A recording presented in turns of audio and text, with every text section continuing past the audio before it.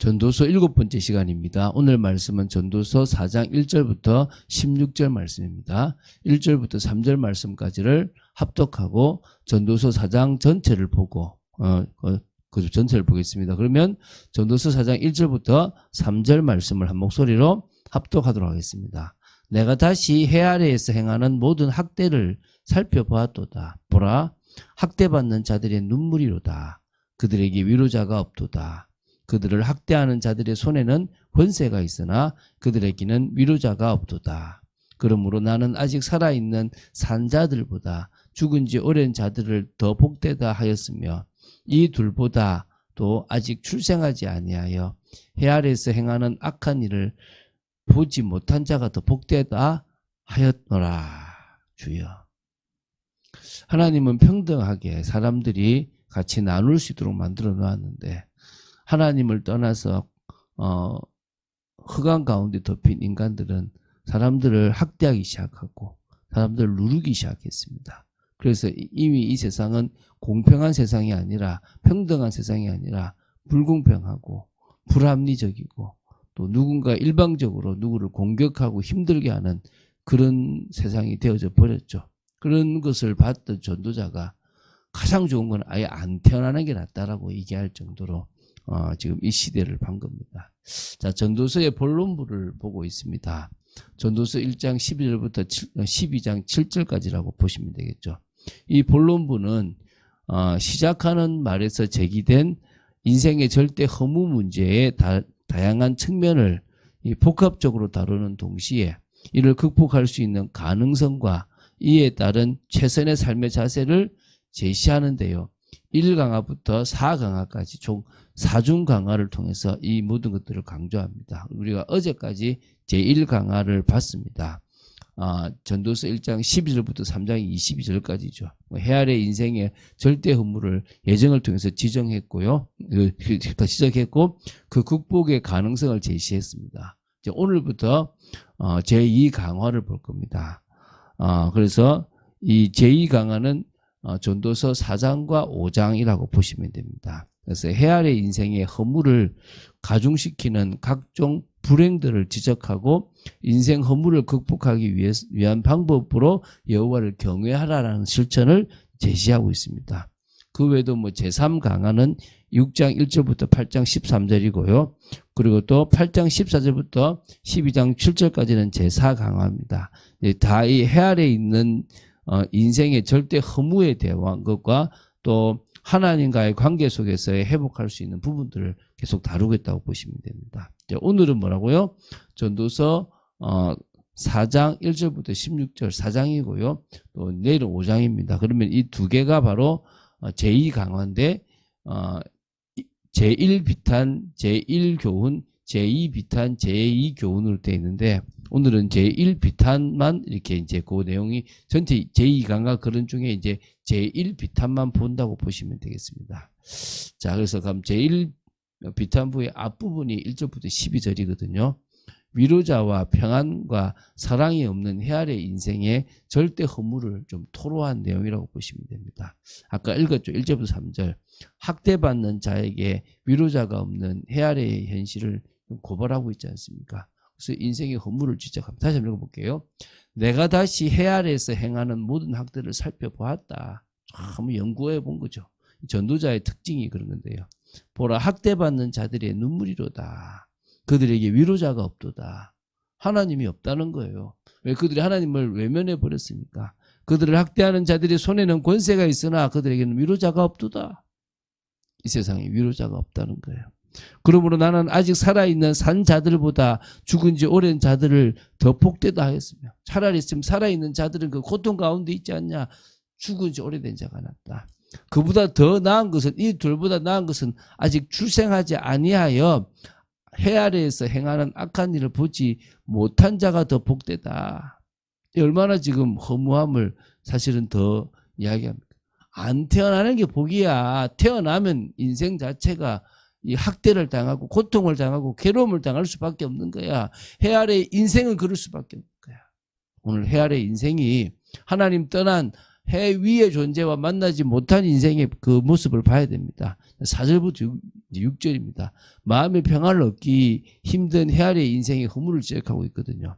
내가 또 본즉 사람이 모든 수고와 모든 재주로 말미암아 이웃에게 시기를 받으니 잘하면 시기 받는 거예요. 이것도 헛되어 바람을 잡는 것이다. 참, 그러니까 세상에서 크게 수고하고 모든 재주로 말미암아 살아가는 자체도 이미 헛되다는 거예요. 왜? 결국 이웃의 시기를 받고 그들 때문에 이거 망한다는 거예요. 그런 거 얼마나 많습니까? 가만히 열심히 살았는데 인생 꼬여요. 참. 우매자는 팔짱을 끼고 있으면서 자기 몸만 축내는 도다. 그러니까 지켜보는 거예요. 두 손을 가득하고 수고하며 바람을 잡는 것보다 한 손에만 가득하고 평온함이 더 나으니라. 너무 수고하지 말라는 거예요. 수고한다고 해서 뭔가 바꿀 수 있는 게 없고 뭔가 이룰 수 있는 것도 없다는 거예요. 차라리 팔짱을 탁 끼고 있고 자기의 몸만 탁 축내는 그런 이 어리석은 자하고 똑같을 수도 있다는 거예요. 그래서 오히려 한 손에만 가득하고 평온함이 더 나은 사람이 두 손 가득 수고한 사람보다 낫다라는 겁니다. 오늘 여러분들의 인생이 정말 바뀌게 되길 바랍니다. 이제 7절부터 12절인데요. 사랑하고 헌신할 대상이 없는 해 아래 인생의 허무에 대해 지적하고 있거든요. 자, 이제 7절, 8절 제가 한번 읽어볼게요. 내가 또 다시 해 아래에서 헛된 것을 보았도다. 그러니까 해 아래 인생의 헛된 것을 본 거예요. 어떤 사람은 아들도 없고 형제도 없고 홀로 있으나 그의 모든 수고에는 끝이 없도다. 또 비록 그의 눈은 부요를 족하게 여기지 아니하면서 이러기를 내가 누구를 위하여는 이같이 수고하고 나를 위하여는 행복을 누리지 못하게 하는가 하여도 이것도 헛되어 불행한 노고로다. 뭐 자식도 없고 아무것도 없는데도 열심히 살아가요. 그 뭐라고 살아가는지 몰라요. 그래가지고 또 어떤 사람도 기부까지 또 하는 사람도 있어요. 근데 다 뭐요? 헛되다는 거예요. 불행한 노고를 가지게 된다는 거예요. 그러니까 여러분 지금 뭐 제가 막 어렵게 설명할 필요가 어디 있겠습니까? 아무리 부를 가진다고 해도 그게 결국은 의미가 없는 거예요. 꼭 마치 아들이 없고 형제도 없이 홀로 있으나 그의 모든 수고에는 끝이 없는 사람하고 똑같다는 거예요. 비록 그의 눈은 부요를 족하게 여기지 아니하면서 이러기를 내가 누구를 위하여는 이같이 수고하고 나를 위하여는 행복을 누리지 못하게 하는가 하여도 그러니까 눈이 이미 만족하지 못해요. 더 만족하려고 더 돈 벌려고 하고 있으면서도 뭐 하고 있지? 라고 있다는 건 그 얼마나 헛되어 불행한 인생입니까? 자 이제 9절부터 12절입니다. 두 사람이 한 사람보다 나음은 그들이 수고함으로 좋은 상을 얻을 것입니다. 혹시 그들이 넘어지면 하나가 그 동물을 붙들어 일으키려니와 홀로 있어 넘어지고 붙들어 일으키는 자가 없는 자에게는 화가 있으리라. 또 두 사람이 함께 누우면 따뜻하거니와 한 사람이면 어찌 따뜻하랴. 한 사람이면 패하겠거니와 두 사람이면 맞설 수 있나니 세 겹줄은 쉽게 끊어지지 아니하느니라. 연합하고 같이 하나 되는 것이 혼자서 있는 것보다 낫다는 거예요. 그런데 사람들은 뭐요? 연합 안 해요. 혼자서 독불장군처럼 나아가고 있는 모습들이 있습니다. 그런데 같이 연합할 수 있다. 같이 하나 될 수 있다. 이런 은혜인 거죠. 누가 하나 됩니까? 해 위의 존재와 만나고 함께하면 우리와 함께 하시는 임마누엘의 축복을 누릴 수 있지 않습니까? 다른 인생을 살아갈 수가 있는 겁니다. 오늘 여러분 정말 이 한 사람보다 두 사람이 하는 것이 좋은 상을 얻고요. 넘어지더라도 두 사람이 있으면 한 사람이 일으켜 줄 수가 있고요. 눕더라도 두 사람이 눕거나 같이 있으면 더 따뜻하고 더 낫습니다. 한 겹줄보다는 두 겹줄보다는 세 겹줄이 더 끊어지지 않을 만큼 강하다고 얘기했습니다. 자 이제 제1비탄부의 뒷부분입니다. 13절부터 16절입니다. 인간의 지혜와 영광과 권력이 영원하지 못한 해 아래 인생의 허무함을 다시 한번 토로하고 있거든요. 보겠습니다. 13절 14절입니다. 가난하여도 지혜로운 젊은이가 늙고 둔하여 경고를 더 받을 줄을 모르는 왕보다 나으니 그는 자기의 나라에서 가난하게 태어났을지라도 감옥에서 나와 왕이 되었습니다. 그러니까 지금 지혜와 영광과 권력이 영원하지 못한 헤아리의 인생에 대한 얘기를 하고 있지 않습니까? 한 지혜로운 청년의 이제 일화를 좀 소개하고 있거든요. 이 청년은 그 나라에서 나면서 가난했던 자지만은 결국 왕이 될 수 있다라는 부분이에요. 그러니까 오히려 뭐요?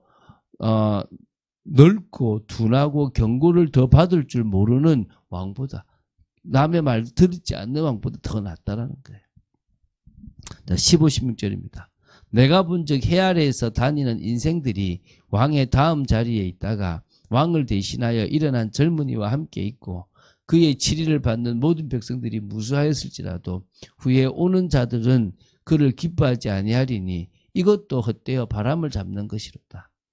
다시 말하면 그렇게 왕이 돼가지고 묵백성들로부터 추앙을 받는다고 이렇게 전성시대를 구가했다고 합시다. 그러나 이런 사람도 결국은 후에 오는 자들은 또 그를 기뻐하지 않는다고 선언하는 겁니다. 그러니까 세상에서 누리는 영광과 권력은 다 바람이 에서 지나가는 것뿐이고 흘러가는 덧없는 것이, 내가 아무리 좋게 세워놓고 다 전성시대를 마련해도 결국 그 다음 시대는 또 무너져 버리고 끝난다는 거예요. 이게 인생이라는 거예요. 헛된 인생이라는 거죠. 저는 이거 맞다고 생각돼요. 제가 교회에서 한번 만들어 보려고 했거든요. 관심 없어요. 관심 없어. 자기 생각이 옳다고 하는데 가버려요. 오히려 앞에 했던 걸 무너뜨려야 지가 산다고 생각하는 거예요.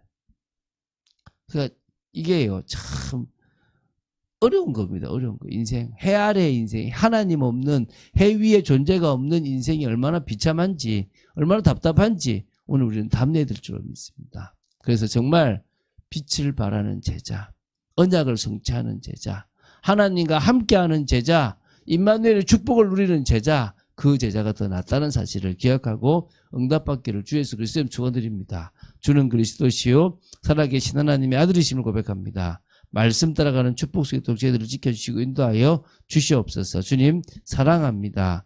은혜 속에 있는 삶이 되도록 지켜주시고 인도하여 주시옵소서.